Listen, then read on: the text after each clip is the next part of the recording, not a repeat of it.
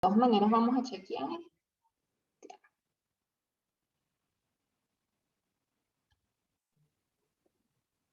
Si pasa algo, de pronto no ven algo, me avisan de inmediato. Ok, está bien. A ver, en primer lugar, buenas noches a todos. Buenas noches, doctora. Me presento. Yo soy Solange Tarazona, secretaria fiscal de SCOF-SOCEMI. Quiero darles la bienvenida a todos a este inicio de curso de enfermedades transmisibles. Y pues el día de hoy vamos a comenzar con la ponencia cómo se transmite el dengue en niños. De antemano, quiero agradecerle a usted, doctora, por acompañarnos el día de hoy, por su disposición y por darse un tiempito para acompañarnos en esta ponencia y brindarnos todo su conocimiento. Espero realmente que sea del agrado de todos y pues sin más que decir, adelante doctora, puede iniciar. Gracias, Solange. Bueno, mire, ante todo, chicos, buenas noches. Agradecida profundamente por la invitación con ustedes, con los muchachos de SOCEMI. Siempre estoy pro a todo lo que tenga que ver con capacitación, con academia, así que los felicito además por la iniciativa y sobre todo por disponer del tiempo, porque nadie mejor que nosotros sabe lo difícil que es trabajar, estudiar y aún seguirnos preparando en este tiempo, sobre todo en todo lo que tiene que ver con el área de la salud. Así que les valoro muchísimo el tiempo. La hora fue escogida precisamente para que la mayoría pudiese participar después de terminar toda su jornada. Para los que no me conocen, bueno, mi nombre es Carolina Rincón, yo soy egresada de la Universidad Central de Venezuela, allí estudié la carrera de medicina, el pregrado y también el posgrado, la especialidad en pediatría y puericultura en la sede Hospital de Niños JM de Los Ríos. Posteriormente hice un diplomado de salud ocupacional, luego hice ergonomía, acá hice auditoría médica, también soy auditor médico, ahorita estoy ejerciendo la parte de pediatría y puericultura. Y pues, como les decía Solange, vamos a iniciar hoy con este ciclo que traté de resumirles lo más breve, lo más didáctico posible, porque la idea no es hacerles una clase de tratamiento farmacológico ni nada por el estilo, sino tratar de saber qué es lo que tenemos que nosotros vigilar desde el punto de vista preventivo sobre todo. Entonces vamos a empezar. Yo siempre trato de tener como un bosquejo, un esquemita de qué es lo que vamos a tocar para que ustedes tengan idea de más o menos qué puntos vamos a tocar, generalidades, definición, epidemiología, que es súper importante y sobre todo en una enfermedad como dengue, epidemiología, transmisión, vectores, factores de riesgo, clasificación, y aquí vamos a hablar un poco de los signos y síntomas, diagnóstico, tratamiento, vacunación, prevención y control. Entonces, con respecto a generalidades, más o menos algunas ideas muy puntuales, saber que la realidad que tenemos ahorita en Lima particularmente es que se nos sobrepone el hecho de tener dengue a una epidemia o pandemia por COVID-19. Entonces, es una realidad de la que no podemos escapar. Es una infección viral o vírica que es transmitida por mosquitos. Esto es una ley que también deben llevarse muy clara y es producida por el virus del dengue. Acá les dejo el nombre, cómo se escribe, que es el dengue. En Perú es una enfermedad endémica que incluso se encuentra en Lima. Anteriormente se pensaba que solamente la teníamos en regiones de la selva o en algunos climas donde hubiese siempre lluvia, pero realmente no es así. Es endémica de todo el país, incluso de Lima, como les comento. Afecta a todas las edades, no solamente lo tenemos en un grupo poblacional, sino en cualquier edad, y puede ser mortal, que es lo que siempre tenemos que evitar. Por eso atacar la prevención y el control es de lo más importante. ¿Qué es entonces? El dengue, fíjense, es una enfermedad vírica o viral, como les decía, que puede abarcar un espectro muy, muy grande de síntomas, desde una forma asintomática hasta la muerte, una forma grave. Es producida por el virus del dengue. Fíjense que acá les coloco los 4 serotipos, porque ese virus a su vez tiene 4 serotipos. Para ventaja o desventaja, en el Perú encontramos los 4 serotipos. Todos circulan en el país. Es un virus que pertenece a la familia Flaviviridae o Flavivirus, y el serotipo 2 particularmente es el que está más relacionado con las formas graves de la enfermedad. Se dice que el 2 y el 3, pero el 2 realmente es el que más se relaciona con estas manifestaciones graves, incluso con la muerte. ¿Qué significa, muchachos, que existan 4 serotipos? El significado es que podemos tener dengue 4 veces. Entonces, ojo con esto porque tendemos a pensar que el hecho de enfermarnos nos va a crear inmunidad de por vida y nos va a proteger, y no es así. De hecho, sí está demostrado o está estudiado que tener uno de los serotipos nos puede crear inmunidad de por vida para ese serotipo, pero tenemos 3 posibilidades más de volver a presentar dengue. Entonces, nos podemos enfermar 4 veces durante el proceso, el tiempo de nuestra vida. Infecciones sucesivas o posteriores aumentan el riesgo de padecer todas las manifestaciones graves. Esto quiere decir que una persona que presenta dengue por tercera o por cuarta vez puede tener más probabilidades de presentar manifestaciones graves que aquel que tiene dengue por primera vez. A ver. Ajá. Un poquito de historia o de antecedentes epidemiológicos que siempre son importantes. El virus fue identificado por primera vez más o menos en los años 50 del siglo pasado en Filipinas y en Tailandia, precisamente en una epidemia ocurrida en estas dos zonas. Actualmente afecta prácticamente a todas las regiones de la Organización Mundial de la Salud, pero tiene un porcentaje importante de muerte y de hospitalizaciones en los países de Asia y de América Latina. Esto es importante. Fíjense, ¿dónde está Perú? Actualmente, ¿qué es lo que pasa en Perú? Acá, que les traigo como la semana epidemiológica más actual, que es hasta el año 2021, lo que quiero que vean es que tenemos hasta este momento registrado más de 9.000 casos. Sin embargo, en este momento, que no está registrado escrito, tenemos más de 14.000 casos de dengue. Esto representa más o menos 30% más que en la semana epidemiológica anterior, los 4 años anteriores. Quiere decir que el aumento ha sido bastante importante y esto desde el punto de vista epidemiológico es fatal porque es una enfermedad que está relacionada con medidas de insalubridad, con falta de higiene, con pobreza, si se quiere. Entonces, el aumento de cifras lo que nos quiere decir es que desde el punto de vista de salud pública no estamos haciendo las cosas del todo bien y es allí donde tenemos que tratar de nosotros crear la mayor cantidad de conciencia, ¿ok? Acá la idea no es leerles todo el cuadro porque es imposible, es enorme, pero sí quiero que vean, a ver si las puedo agrandar para que me comentan si lo ven bien, ¿ok? Que vean los lugares donde hay más cantidad de casos. Fíjense, Loreto, San Martín, Huánuco, Ucayali, pero, y Madre de Dios, que es uno de los sitios donde se descubrió, de hecho, la reaparición en el año 2019. Pero fíjense, Huánuco, que es bastante importante, 135 veces más casos que en el año 2020, en la misma semana epidemiológica. Entonces, nuevamente, como les mencionaba, hay zonas en las que definitivamente hay que atacar un poquito más todo lo que es la prevención, el control y el trabajo de la comunidad. Acá les muestro, pero con dibujitos para que se ubiquen un poco geográficamente. 243 son los distritos que al menos un caso de dengue han reportado. Quiere decir que tenemos dengue prácticamente en todos los distritos. Y acá, para que vean por edades, más o menos, todo esto es fuente oficial del MINSA, para que también lo tengan presente. Acá abajo se los dejé, que es del Centro Nacional de Epidemiología, Prevención y Control de Enfermedades.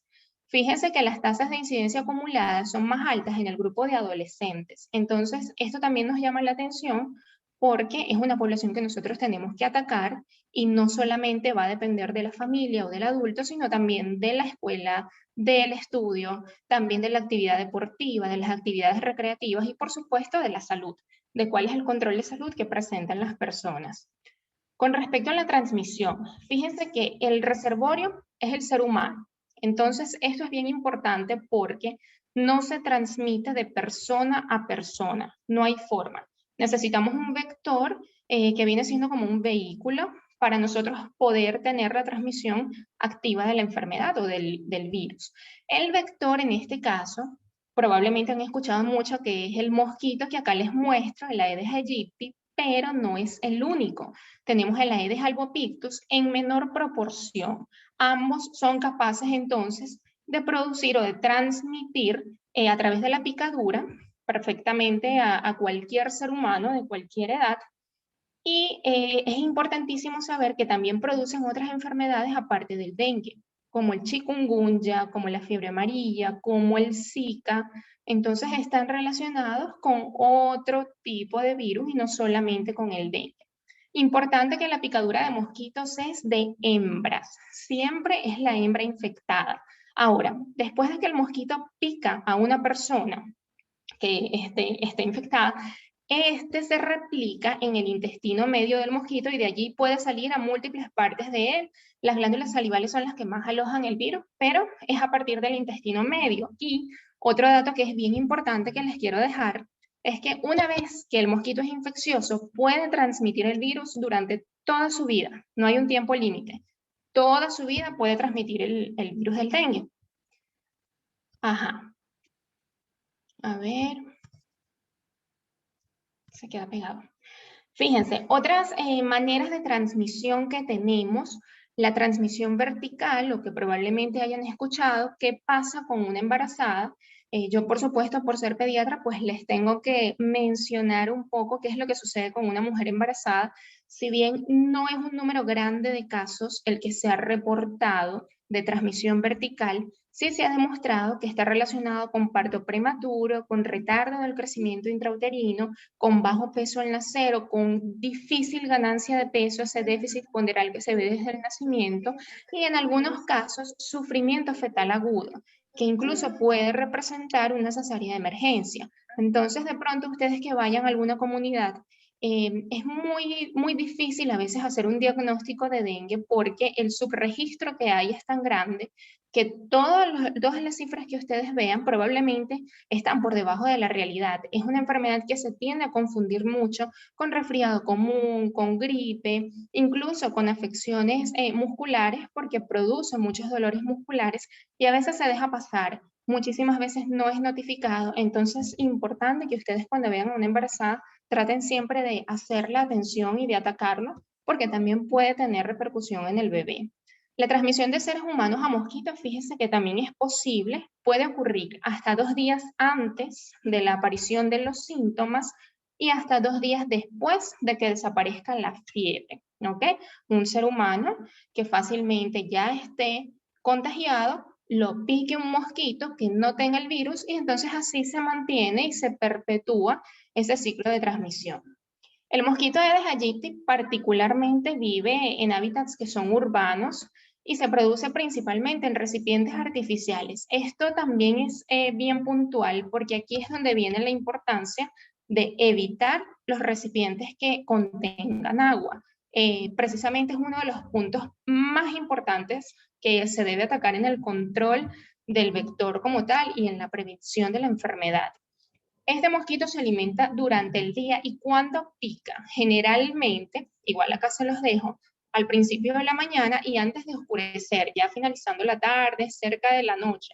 Ahora, la hembra que se alimenta de manera frecuente, fíjense que una vez que ella pone sus huevos, estos huevos pueden durar meses, muchísimos meses, y eclosionan es al entrar en contacto con agua.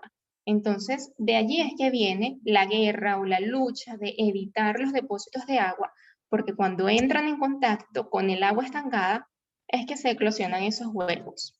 Con respecto a la Aedes albopictus, es un vector secundario del dengue, si se quiere, porque la relación de verdad que es en menor proporción, pero sí tiene una capacidad de adaptación muchísimo mayor. De hecho, al clima y a las condiciones geográficas se adapta con mayor facilidad, es más tolerante. Cuando no hay Aedes aegyptus, entonces tenemos el albopictus como vector principal y también puede ser responsable incluso de brotes importantes de la enfermedad.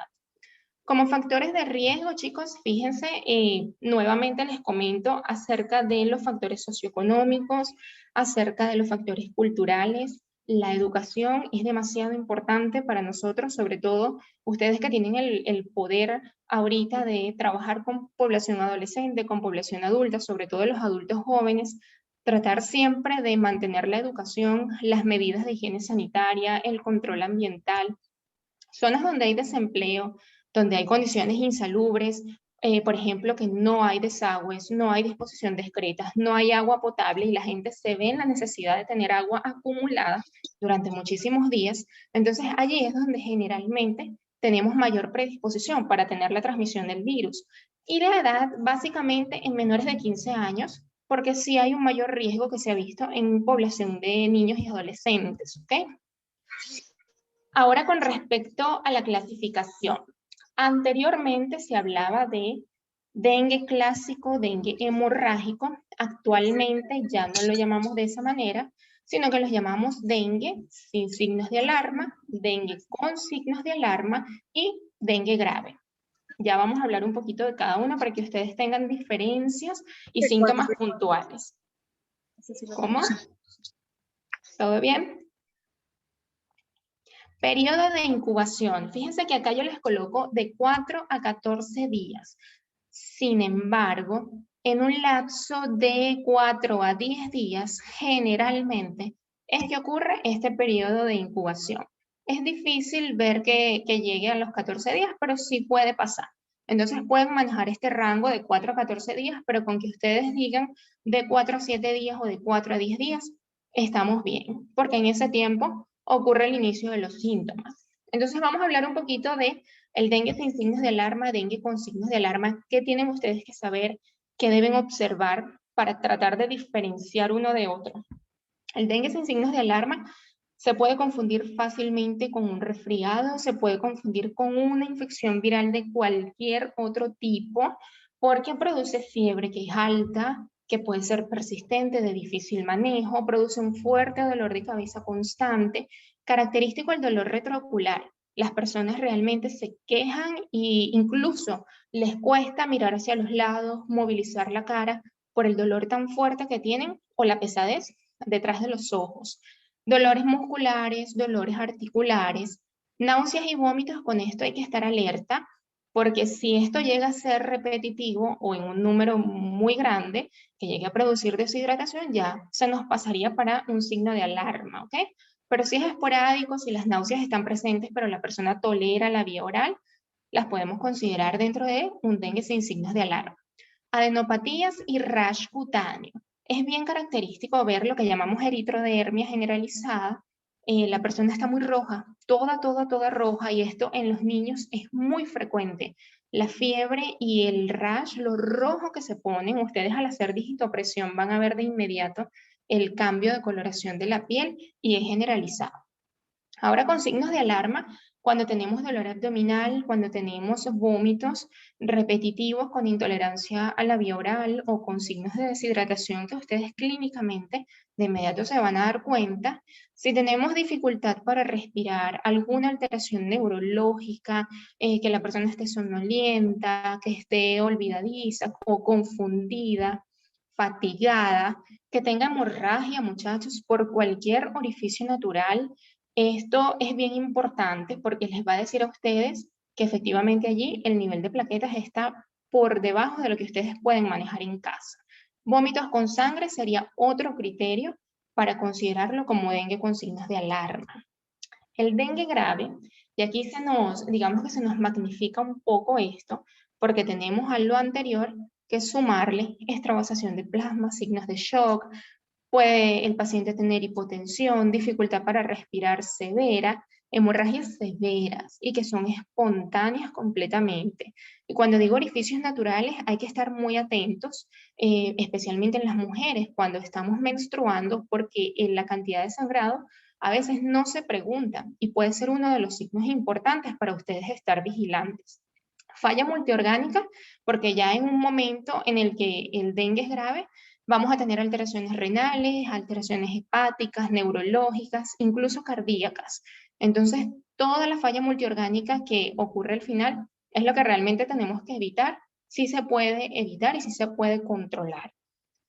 Esta diapositiva que probablemente ustedes la han visto, me gusta muchísimo porque es bastante didáctica, bastante resumida para yo poderles explicar qué es lo que pasa y que conozcan cuáles son las tres fases características de la enfermedad, que son la fase febril, la fase crítica y la fase de recuperación, que es la última. La fase febril, fíjense que dura 3 días, generalmente la fiebre es muy alta, fiebre se reporta de 40, incluso hasta un poco más, y la fiebre es persistente, no baja con facilidad, hay escalofríos, hay muchísimo malestar y todos esos síntomas que comentábamos como síntomas leves, que son tolerados, pero que son bastante desagradables, ¿ok? Fíjense que acá comienzan a bajar las plaquetas lentamente, pero es una cifra que todavía se maneja en casa y el hematocrito inicialmente está normal. Estos dos parámetros son los que desde el punto de vista del laboratorio ustedes van a tener allí a la mano como sus ayudantes, el hematocrito y el nivel de plaquetas. Entonces siempre un hemograma completo es básico para un paciente con dengue, ¿ok? Y desde el punto de vista de serología y virología llamamos la fase de viremia estos primeros 5 días de la enfermedad. Un poquito más adelante les voy a explicar esto, pero en esta misma diapositiva lo pueden encontrar si les sirve para algún estudio posteriormente. Cuando entramos al tercer día, es que comienza la fase crítica de la enfermedad. Aquí es bien importante que es que se producen todas las manifestaciones graves, pero son parte del curso natural del dengue.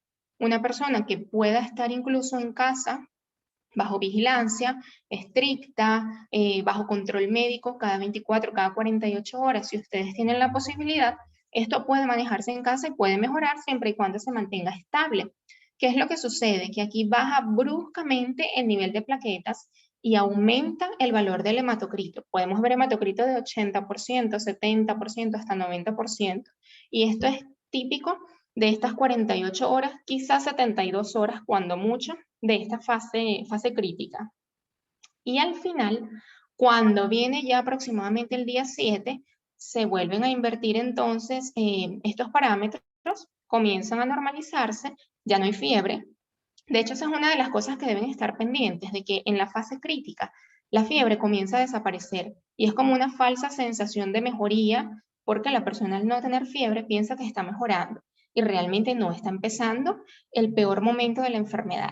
Después la fiebre no vuelve a aparecer, vuelven a aparecer los valores normales de plaquetas, de hematocrito, y ya comienza entonces la creación de anticuerpos y la persona se recupera, digamos que rápidamente, a partir del día 7 u 8, eso va en ascenso y aproximadamente al día 10 o 12 la persona está recuperada, está bastante recuperada. ¿Qué tienen ustedes que preguntarse cuando tengan a una persona y sospechen que pueda tener dengue? Básicamente, sí quiero que ustedes sepan que la clínica es lo que les va a permitir a ustedes saber qué hacer. No contamos lamentablemente con laboratorios en todas partes, no tenemos la posibilidad de solicitar exámenes o de contar con un departamento de epidemiología en todos los centros. Entonces, siempre ustedes tienen que examinar muy bien a sus pacientes y saber que clínica y epidemiología son dos factores súper importantes para el dengue. Ustedes examinan, ustedes interrogan y esa parte epidemiológica, de dónde viene, ha viajado, tiene alguna otra enfermedad, tiene algún antecedente previo. Si les parece que efectivamente es un caso sospechoso de dengue, preguntarse ustedes en qué fase se encuentra este paciente, si tiene signos de alarma o no, y si es un dengue grave. Porque si hay signos de alarma o si es un dengue grave, automáticamente ustedes tienen que derivar a ese paciente a un centro de salud donde pueda ser atendido, ser hospitalizado y no lo pueden manejar en un nivel primario de atención, ¿ok? ¿Qué podemos hacer nosotros para diagnosticar, para saber que estamos ante el dengue? Tenemos, digamos, dos tipos de pruebas. Las pruebas virológicas, que nos van a detectar directamente el virus, son las que les mencionaba en esos primeros 5 días de la enfermedad, particularmente 4 o 5 días iniciales. Y tenemos las pruebas serológicas. Estas pruebas serológicas lo que detectan básicamente son los anticuerpos y los vamos a ver a partir del 5.º día de enfermedad. Ustedes sí deben tener esto presente porque si les llega una persona de 5.º, 6.º día de enfermedad, de evolución de síntomas, no tiene ningún sentido que ustedes pidan una prueba virológica. No van a encontrar allí absolutamente nada. Y esta otra imagen que les traigo acá, que también me parece fabulosa, porque aquí pueden ver en esta flechita roja la viremia, qué es lo que podemos pedir nosotros en esos primeros 5 días de enfermedad. Idealmente, una reacción en cadena de polimerasa directamente para encontrar el virus o por ELISA podemos encontrar el antígeno NS1. Y a partir del 5.º día, ya saben, solamente anticuerpos. Allí podemos encontrar IgM o IgG, dependiendo de cómo esté el paciente. Si está en resolución y ya probablemente está al final, alrededor del día 12 o incluso un poquito más, probablemente ustedes lo que van a encontrar son IgG. Esto les va a permitir a ustedes establecer, sí confirmar diagnóstico, pero establecer qué conducta ustedes van a tomar. si tienen que hacer una vigilancia estricta, cada cuánto tiempo, o si lo tienen que derivar.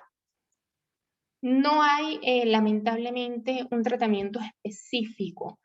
Cuando se les pregunta qué se utiliza para tratar el dengue, realmente no hay un medicamento que podamos utilizar, y esto va a depender siempre de la edad de la persona, de las comorbilidades que tenga, de los días de enfermedad actual y sobre todo del estado clínico.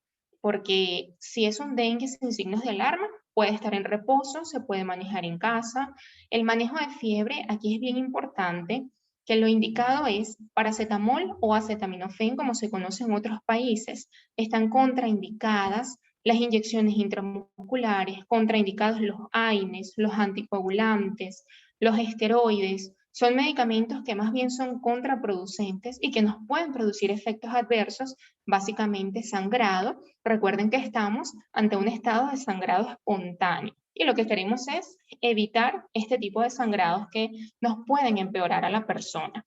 Es importantísimo educar al paciente. De hecho, por ejemplo, nosotros desde el punto de vista pediátrico escribimos muchísimo y hacemos listas de qué cosas identificar, en qué casos tienes que salir corriendo a una emergencia. Esto es lo que se educa. Si hay sangrado espontáneo, si hay dolor abdominal, si hay diarrea, si hay vómitos, intolerancia a la vía oral, alteración neurológica, cualquier signo de alarma. Ahora, un dengue con signos de alarma, lo ideal es hospitalizar, porque aquí lo más importante es el manejo de líquidos de la persona. No me pareció prudente traerles por acá dosis de hidratación o dosis de medicamento, porque entiendo que no solamente hay personas del área de la salud y no quisiera que se utilice de forma inadecuada. De pronto manejar dosis de antipiréticos o manejar dosis de hidratación para niños o para adultos. Siempre con esto hay que ser bien cuidadosos. Si ustedes desean, lo podemos hacer en otra oportunidad que sea solo para ustedes y poder hablar acerca de los cálculos de hidratación. Sería importante, pero que no se vaya a utilizar, como les digo, por otras áreas de forma inadecuada. Si el paciente ya está hospitalizado, entonces lo más importante siempre va a ser la reposición y el manejo de los líquidos, que inicialmente pues hay que ver siempre el estado del paciente, cómo está y cada cuántas horas. Eso es una terapia de uno estar encima de ese paciente, que no se nos vaya a pasar el volumen que le estamos administrando, porque entonces podemos producir más bien hiperhidratación y edema en el paciente, y un control de líquidos muy estricto. Acá sí les puedo comentar que hay algunos criterios para hospitalizar, como por ejemplo el valor de plaquetas por debajo de 100.000. Yo he tenido pacientes que están muy bien clínicamente, no tienen dolor, no tienen sangrado, de hecho no tienen ningún tipo de afección, pero el hecho de que las plaquetas estén por debajo de 100.000 nos obliga a llevarlo, a tenerlo hospitalizado, porque es un paciente que se puede descompensar en casa. Si esas plaquetas disminuyen aún más por debajo de 20.000, es en este caso cuando está indicado hacer una transfusión de concentrado plaquetario. Y si este paciente está sangrando, tiene signos de sangrado activo, allí tenemos entonces criterios de hacer transfusión de plasma, y todo esto va a depender igualmente, la dosis va a depender de los kilos de peso de la persona, de la edad, en pediatría, en adolescentes, o si es en adultos ya tenemos una dosis estándar, ¿ok? Generalmente, pues se manejan también antieméticos para estas personas que de pronto están vomitando. Hay mucho prurito, mucha picazón, porque tiende a haber ese rash que les comentaba. Entonces, a veces asociamos también antihistamínicos, protector gástrico y, por supuesto, si hay otro síntoma, se va tratando en conjunto con esto. Los signos vitales, que son súper importantes: tensión arterial, frecuencia cardíaca, frecuencia respiratoria, saturación de oxígeno, porque el paciente puede tener dificultad para respirar. Si es un paciente que tiene dengue grave, fácilmente se nos puede chocar. Entonces, aquí sí es importante que ustedes sepan que cuando hay, por ejemplo, edema generalizado, tiene hipotensión, el paciente está chocado, ya tal vez se nos escape de las manos, y a veces hay pacientes que ameritan cuidados intermedios o cuidados intensivos por dengue. Y hay pacientes que fallecen por dengue. Entonces, a veces uno no se lo imagina porque piensa que es un virus que fácilmente va a ceder en una semana y fíjense que sí puede traer consecuencias hasta mortales. El hematocrito y hemoglobina es una relación que solemos hacer también, sobre todo desde el punto de vista pediátrico. Prácticamente a diario, como les digo, cuando tenemos un paciente hospitalizado, pedimos hemogramas porque hay que ver la relación y lo normal en el curso de la enfermedad es que veamos esas plaquetas cada vez un poquito más bajas en la fase crítica y el hematocrito más alto hasta que esto se nos va normalizando y se invierte, que es ese momento en el que uno se siente tranquilo y ya el paciente está mejorando. Como les comentaba, no hay un medicamento específico, no hay un antiviral que nos elimine el virus del dengue, lamentablemente.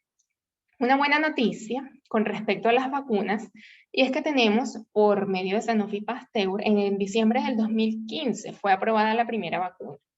¿Qué pasa? Que esta vacuna tiene algunas restricciones o algunas características especiales porque debido a los estudios que se hicieron, se encontró que en personas que no habían presentado la enfermedad, más bien aumentaba el riesgo de presentar formas graves. Entonces, uno de los requisitos es la edad, que sea entre 9 años y 45 años, y que ya la persona haya tenido dengue. De preferencia que tenga alguna confirmación serológica o alguna prueba que demuestre que ya tuvo alguno de los serotipos, no importa cuál, pero que se confirme que ya haya tenido la enfermedad. No tenemos la vacuna acá, entonces, bueno, es importante que sepan que sí existe y que se cuenta con ella en algunos países. Con respecto a la prevención y control, aquí hay un montón de factores realmente a tomar en cuenta. Esto es como un trabajo bien multidisciplinario, bien en equipo. El suministro de agua a la población es fundamental. Una población que tiene agua de forma constante no tiene la necesidad de estar guardando agua en envases, en baldes, y esto nos disminuiría muchísimo uno de los factores más importantes para que se presente el mosquito. Los depósitos de agua limpios. Fíjense que aquellas personas que de pronto tienen viveros o tienen algún criadero, trabajan con plantas, con mecánica, que se ve mucho, tienen envases de agua por su trabajo, entonces lo ideal es que estos envases sean cambiados y se limpien muy bien al menos una vez a la semana. Si puede ser cada menos tiempo, cada 3 o 4 días mejor, pero por lo menos que no pase más de una semana sin que esto se limpie, se cambie. Evitar esos envases donde se acumula agua, por ejemplo, las llantas, los baldes, a veces hay envases que no se utilizan y se dejan por allí en casas, sobre todo espacios donde tienen jardines, donde tienen espacios de tierra y muchos envases están acumulando agua de forma innecesaria. Entonces esto hay que tratar de eliminarlo sin contemplación. La vigilancia vectorial, que es bien importante, generalmente se hacen estudios o análisis de mosquitos centinela, se pueden recopilar mosquitos en una población donde existan bastantes, estos mosquitos se estudian y así se sabe cuál es el vector que predomina en esa población. Con respecto al control vectorial, esto no es más que la fumigación o la vaporización, que son medidas que deberían ser permanentes o deberían ser constantes cada cierto tiempo en poblaciones que son endémicas y que tienen una alta tasa, que ya está demostrado que tenemos dengue, que tenemos casos en aumento, siempre debería hacerse fumigación o vaporización. Y las medidas de protección personal, aquí hay varias, porque fíjense, no basta con regar, quitar el agua, quitar los depósitos. También hay medidas de protección personal. Recomendamos la ropa de color claro que cubra brazos completos, piernas completas, tratar de dejar la menor superficie de piel expuesta a las picaduras. Tratar de utilizar repelente para mosquitos. En esto yo soy bien delicada porque por supuesto trabajo con niños. Entonces no me gustan los repelentes en spray o en aerosol. Me parece que son muy irritantes y que además siempre desencadenan reacciones alérgicas, desencadenan además en aquellos chiquitos que son asmáticos o papás que son asmáticos tienden a desencadenar crisis y cuando hay cambio de estación pues muchísimo más. Me gusta mucho el repelente que es en crema. En menores de un año yo trato de recomendarlo por encima de la ropa, ya en mayores de un año sí puede ser directamente en la piel. Las mallas metálicas, los mosquiteros, en zonas donde tenemos bastantes mosquitos, hay que usarlas. Son desagradables, a veces molestan, pero pues son medidas que sí funcionan, ¿ok? Y particularmente una persona que esté contagiada, lo ideal es que duerma con mosquitero para evitar que se contagie su grupo familiar o las personas que están alrededor. Todos contra el dengue, esta es una de las imágenes famosas, sí se puede. La idea es que si todos llevamos el mensaje y tratamos de mantener la prevención, sí se puede luchar contra el dengue, es una enfermedad completamente prevenible. Esto casi no se ve, yo le puedo pasar a Eduardo o a Solanger el link de la alerta epidemiológica que fue emitida por el MINSA hace un par de meses, porque acá lo que quería mostrarles es la diferencia entre o la existencia de caso sospechoso o caso probable, caso confirmado, caso descartado. Entonces, esto pues si ustedes desean, se los puedo mandar completo para que puedan leer con calma que tenemos estas tres denominaciones y saber que podemos descartar por completo el virus o qué tenemos que hacer si tenemos un caso sospechoso o un caso confirmado que viene siendo más o menos lo que ya les he mencionado. ¿Ok? Estas dos son las partes de este documento. Algunas referencias bibliográficas. Para finalizar, pues recordarles que no existe mejor arma que una mente preparada y espero que esto haya sido de su agrado, tratando de que no sea tan extenso, que sea lo más resumido y se lleven lo más importante o lo más puntual acá. No hay una edad específica para esta enfermedad. Ya saben que a todos nos puede afectar por igual y lamentablemente es responsabilidad de todos tratar día a día de mantener la educación porque es un trabajo de día a día. Acá les dejo igualmente mi cuenta de Instagram, mi correo electrónico. En caso de que tengan alguna duda, pues estoy completamente a la orden. De antemano, muchísimas gracias por la atención.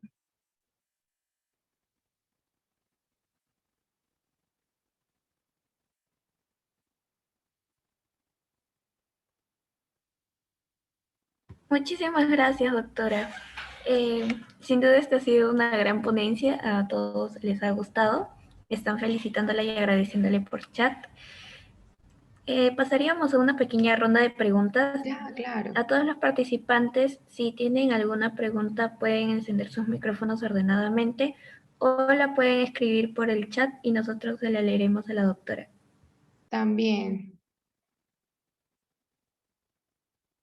Sí, doctora, hay preguntas que dicen cómo puede afectar el dengue en los bebés. Sí, bueno, fíjate, básicamente las formas de la enfermedad se van a ver igual, ¿ok? Las tres fases de la enfermedad. Lo que pasa es que el bebé es muy difícil de evaluar, sobre todo en unos primeros días, porque siempre vamos a ver la fiebre alta, muy alta, de difícil manejo, y en los bebés particularmente, siempre tienen eritrodermia. No siempre encontramos los ganglios o las adenopatías, pero ¿qué encontramos en los bebés? Fiebre, encontramos la eritrodermia que les mencionaba, el rash, lo rojito en todo el cuerpo, encontramos pérdida de apetito. Y en estos bebés que nosotros hospitalizamos, que es importante que me hayas hecho esa pregunta, porque en los niños particularmente es muy característico ver edema, edema bipalpebral, edema alrededor de la boquita o edema orofacial, podemos ver hipoalbuminemia y siempre les vamos a ver la barriguita grande, pero no es una barriguita de obesidad, sino que es dura y es llena de líquido, porque generalmente en los niños vemos con mucha rapidez la extravasación de líquidos y vemos edema en miembros inferiores, edema en barriguita y el edema en cara que es muy, muy característico. Hacen bastante hipotensión, hacen muchas petequias, de hecho, sobre todo en los miembros inferiores, piernas, piecitos, hacen bastantes. Y ellos pueden tener también lo que, en algunos casos, no todos, pero sí pueden hacer vómitos, diarrea, de pronto manifestaciones más gastrointestinales que sí pueden ser variables de acuerdo a la edad. Pero típico, lo que les mencionaba con respecto a eritrodermia, fiebre alta y todas las manifestaciones de edema. ¿Por qué? Por extravasación capilar. En los niños es súper frecuente. En algunos chiquitos, de hecho, podemos ver también inflamación de órganos que normalmente no deberían tener líquido alrededor. Podemos ver pericarditis, podemos ver ascitis, podemos ver pleuritis que son reactivas. Entonces, tenemos derrame pleural desde el punto de vista pediátrico, que es bien importante. Una de las cosas que hacemos con frecuencia en los pequeños es la rayos X de tórax, porque también podemos ver derrame pleural, que evidentemente es un derrame que no se puede punzar o no se puede extraer ese líquido, sino que se va reabsorbiendo solo. Entonces, a ver si aclaramos un poquito con esto. Sí, doctora, muchas gracias. También nos preguntan cómo podemos reconocer los síntomas en los bebés. Mira, en los bebés es bien característico el antecedente epidemiológico. Digamos de entrada, si es un niño que está presentando fiebre alta y que ustedes al examinarlo sienten que hay algunos ganglios, sobre todo retroauriculares, por acá submandibulares, y que solamente tienen la fiebre, no necesariamente tienen que saber que hay un mosquito o que hay alguna persona alrededor que esté enferma, probablemente nadie lo esté. Cuando ustedes pidan un hemograma, es muy característico en los niños que el control de plaquetas va a estar bajo y el valor de hematocrito va a empezar a estar alto desde los primeros días. Es bastante importante cuando nosotros vemos un contagio de plaquetas que normalmente debería estar entre 350.000 a 400.000, a veces un poquito 450.000 cuando mucho. Y cuando vemos un niño que tiene menos de 150.000 plaquetas, definitivamente algo está pasando allí. Si tiene fiebre, tiene este valor de plaquetas bajo, que ustedes lo puedan confirmar, pérdida de apetito y lo más importante, esto rojito toda la piel, no siempre tienen petequias, pero sí tienen la eritrodermia, entonces ustedes de inmediato pueden pensar en dengue. Va a depender mucho del interrogatorio qué prueba puedan pedir, porque a veces he visto que en los primeros días, 2 o 3 días de fiebre, se comienzan a pedir pruebas de anticuerpos para el dengue y probablemente no tenga mucho sentido, no los vamos a ver. Entonces sí hay que interrogar mucho a la mamá o al papá, al adulto, para que ustedes se orienten en pedir o una prueba viral o una prueba serológica para anticuerpos y con eso van a terminar de confirmar ese diagnóstico. Sí, doctora, muchas gracias. Acá hay una pregunta que dice, ¿cómo es la dieta alimenticia que debe seguir una persona con dengue? Bueno, fíjate, en casa, cuando es una persona que tiene dengue sin signos de alarma, está estable, bien sea niño o adulto, parte inicial es el reposo. Este reposo es relativo porque en los niños a veces es complicado. Los niños juegan, corren, brincan. Entonces uno trata de recomendar a los papás evitar la actividad física para que no se golpeen y no nos aumente el riesgo de sangrado por ese lado. Hidratación es lo más importante. De hecho, recomendamos tratar de no dar siempre agua sola, porque el agua sola quizá no le va a reponer lo que él necesita en ese momento. El suero de rehidratación oral o las sales de rehidratación oral son ideales, pero los líquidos son lo más importante de la dieta. Como el niño probablemente o el adulto está sin apetito, y esto es algo que pasa en todas las edades, entonces recomendamos dar frutas, podemos dar agua de cebada, podemos dar jugos naturales preferiblemente, agua, podemos dar bebidas hidroelectrolíticas pero naturales, sales o suero de rehidratación oral. Yo prefiero no indicar Gatorade, Sporade, ninguna de estas bebidas porque probablemente como tienen azúcar nos pueden más bien cambiar un poquito ese metabolismo. Con respecto a los alimentos, realmente no hay un alimento prohibido, tampoco hay un solo alimento indicado, pero sí tratamos de ofrecer frutas y de ofrecer los alimentos lo más naturales posibles. Hay algunos estudios, no les voy a decir que todos, pero sí he leído que se recomienda evitar lácteos y evitar cítricos por mayor estimulación del sistema inmunológico. No es algo que esté 100% demostrado, pero es una recomendación, ¿ok?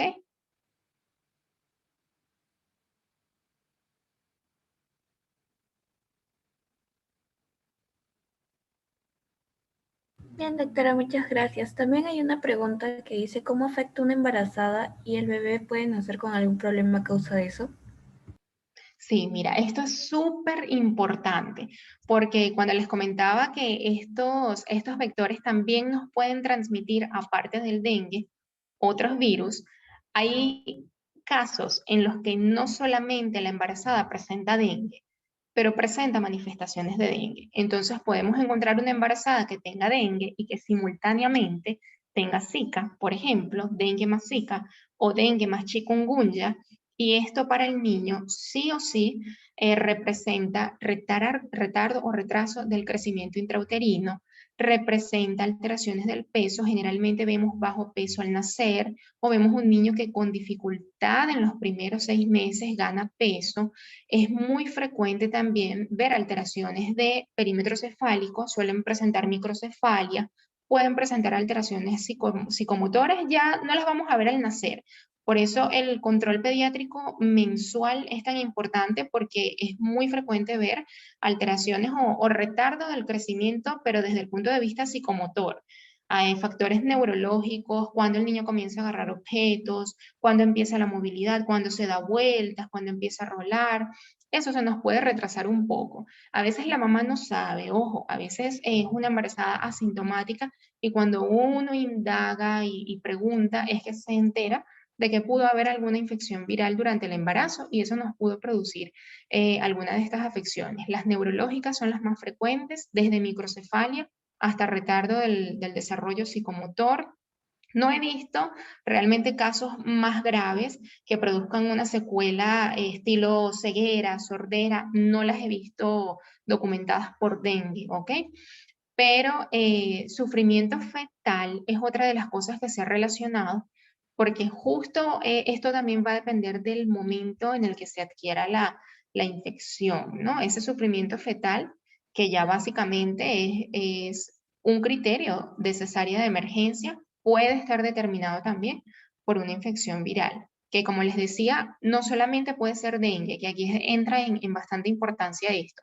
Puede ser una mamá que esté infectada de dengue con chikungunya o dengue con Zika y solamente tengamos los anticuerpos de una o la confirmación de una. Y resulta que tengamos 2 o 3 transmitidas por el mismo vector y eso nos afecta el desarrollo neurológico del bebé.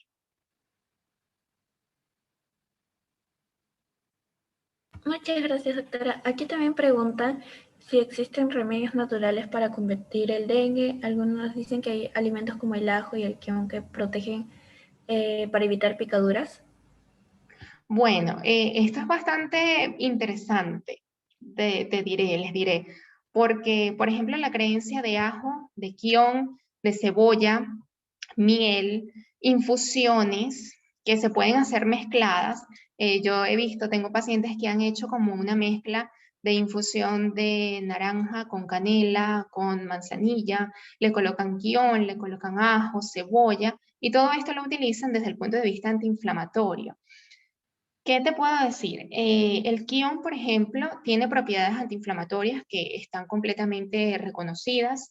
La cúrcuma es antiinflamatoria. La cebolla y el ajo en menor proporción realmente no son tan antiinflamatorias. La canela es antiinflamatoria. Decirte que esté estudiado o científicamente demostrado que alguno de estos alimentos nos prevenga el dengue, no, realmente no. Al menos yo no lo he leído. Si alguno de ustedes lo lee, pues fácilmente, con mucho gusto, me lo hace llegar. Pero desde el punto de vista de evidencia científica, no. Se queda más en creencia o en algo de población, en algo popular, que uno considere que hacerse una infusión o hacerse de pronto hasta comer los trozos, porque les cuento que yo tengo pacientes que comen los trozos de guión, comen canela en ramas, toman los granos de ajo completos, los comen y ellos creen que eso les hace bien, ¿no? Entonces a veces también depende de lo que crea cada persona. Siempre hay algo en lo que debemos creer, pero yo no lo recomiendo y especialmente en los niños tampoco. Algo muy importante, las infusiones. Nada de infusiones en los niños, en la población pediátrica. No recomendamos té, plantas, porque tienen fitógenos. Todos estos fitógenos funcionan como un veneno, como algo tóxico, tanto para hígado como para riñón.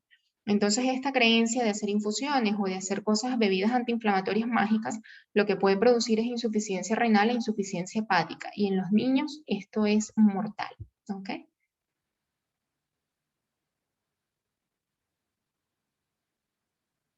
Muchísimas gracias, doctora. Antes de pasar el post-test y seguir con algunas preguntitas, quisiera, pedirle si podemos tomarnos una pequeña foto grupal. Sí, claro.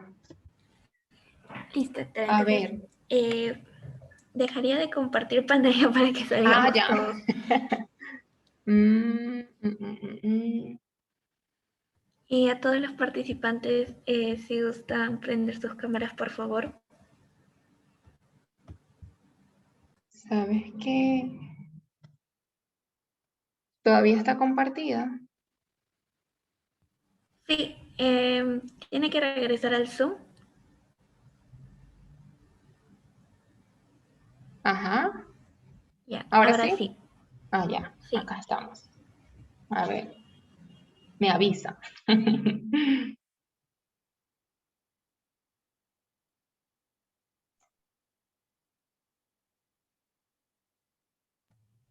Listo, vamos a dar unos minutitos más para que más personas enciendan sus cámaras.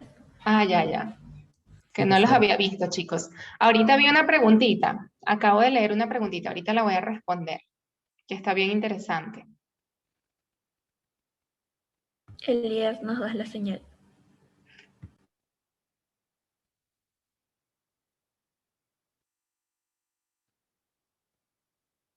Listo. ¿A dónde miré? No sé.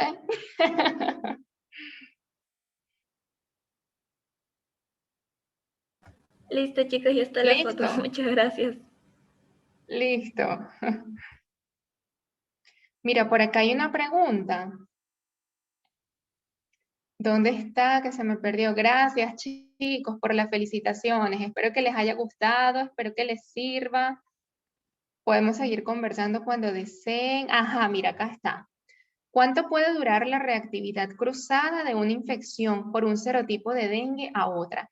Esto es bien interesante porque sí hay inmunidad cruzada entre los serotipos de dengue. Y esto puede durar de 6 meses a un año, no más de 2 años, pero es temporal, completamente temporal.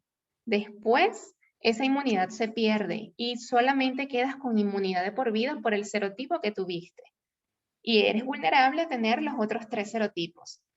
Yo conozco personas que han tenido dengue 3 veces, una muy mala suerte realmente, que tengas dengue 2, 3, 4 veces, imagínense eso, porque con cada nueva infección puedes tener más posibilidades de tener dengue grave, de tener manifestaciones graves. Entonces, eso es bien importante. Si encuentran inmunidad cruzada, pero es parcial, es temporal, va a desaparecer. Vamos a ver. Muchas gracias, doctora. ¿Qué otra vemos por acá?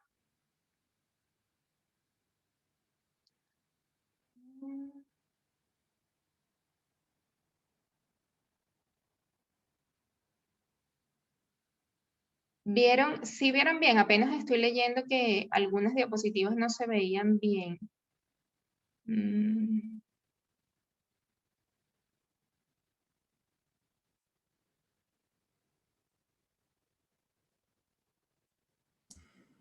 Mira, por acá preguntan cómo aplicar repelentes de forma correcta en los bebés. Lo que les comentaba, en los lactantes menores, que son los menores de un año, yo no recomiendo aplicar repelente directamente en la piel, sino por encima de la ropa. Y que sea una ropa de algodón, que sea una capa delgada, de colores claros preferiblemente. Me gusta mucho el off en crema, no en aerosol.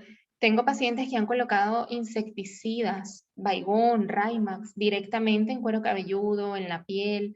Eso es terrible, porque imagínense ustedes el nivel de toxicidad que se produce, tanto en piel como en vías respiratorias, a través de un insecticida directamente. Entonces, ojo con eso de los insecticidas y los repelentes, preferiblemente en crema. Ya en un niño mayor de un año, se lo pueden aplicar directamente en la piel, pero respetando siempre la cara. Evitamos colocar repelente en cara, sí se puede colocar en los pabellones auriculares, yo los evito en cara, y por supuesto en genitales tampoco lo recomiendo. De pronto en los pliegues inguinales pudiese ser, con el adulto haciendo supervisión, ¿no? Pero en los genitales no. Esas serían las dos zonas respetadas, genitales y cara, ¿ok? ¿Qué otra cosita? Qué bueno, doctora. Bueno, Antes que todo, tengo el gusto y el placer de agradecerle por esta maravillosa ponencia que nos ha dado acerca del dengue y todo lo que constituye. Muchas gracias también por su tiempo que nos ha brindado, el compartir de su sabiduría, y muchas gracias a todos por estar acá. Y que les hago recordar que ahí está el post-test para que obtengan su certificado. Muchas gracias, doctora, por todo, en serio. nos vemos pronto, Eduardo. Vamos a seguir en comunicación. Voy a compartirte las diapositivas para que se las pases a los muchachos también. Sí, doctora, no Y hay problema. la alerta epidemiológica, esa te la voy a pasar para que también la compartas y la chequeen allí, ¿ok? Ya. Sí, está bien, doctora. Ok, Bueno, gracias. entonces un placer, chicos, de verdad que agradecida con ustedes y los felicito nuevamente por la iniciativa, por estar allí a la vanguardia de estudiar, que a fin de cuentas es lo único que nos va a mantener a flote. Estudien algo que les guste, si se mantienen en esto, háganlo de corazón y siempre, siempre, siempre examinen y no se queden solo en un examen de laboratorio. Busquen siempre el examen físico y el interrogatorio, que es lo que los va a ayudar, ¿ok? Bueno, me despido, cuídense mucho, que estén muy bien, que pasen una bonita noche. Buenas Hasta noches, luego. doctora. Muchas gracias. Buenas noches, doctora. Hasta luego. Buenas Cuídese. noches, doctora. Gracias por Muchísimas todo, gracias. doctora. A ustedes.